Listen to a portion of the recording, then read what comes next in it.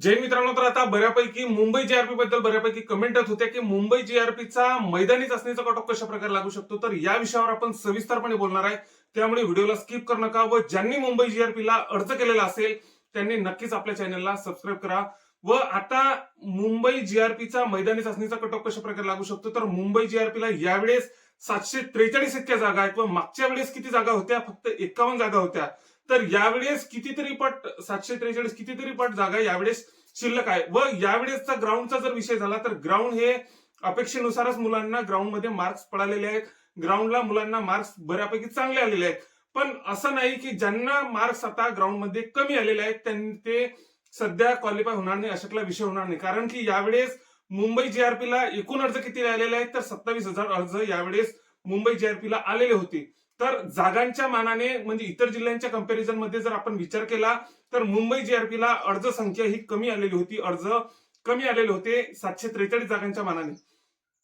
सोबतच आता जर आपण विचार केला तर ज्यांना आता सध्या ग्राउंडमध्ये मार्क्स कमी आहेत तेही क्वालिफाय यावेळेस होऊ शकतात. कारण की जागा भरपूर प्रमाणात आहे. 743 इतक्या जागा आहेत. त्या पीडीएफ वगैरे इतक्या किचकट आहे की त्यावरती बोलणे शक्यच नाही. पण आता आपण जर या दोन भरत्यांचं जर कंपॅरिझन केलं तर नक्कीच ज्यांना ग्राउंडमध्ये मार्क्स कमी आहे तेही लेखी परीक्षेसाठी पात्र होणार आहे, इतकं मी तुम्हाला सांगू शकतो. आता आज मुंबई जीआरपीचा ग्राउंड आज संपलेला आहे.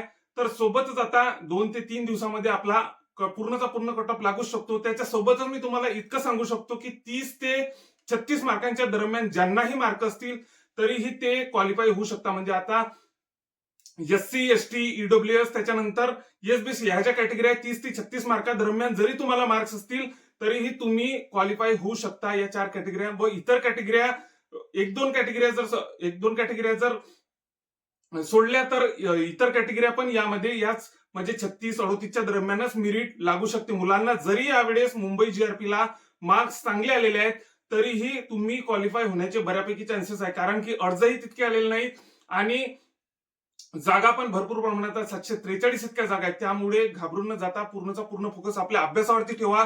तुम्हाला इतकंच सांगायचं आहे मला की तुम्ही ग्राउंडला क्वालिफाय होसाल.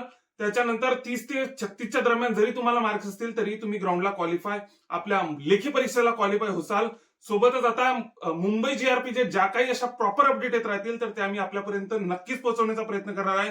त्यामुळे ज्यांनी मुंबई जीआरपीला अर्ज केलेला आहे त्यांनी नक्कीच आपल्या चॅनलला सबस्क्राईब करा. जय हिंद.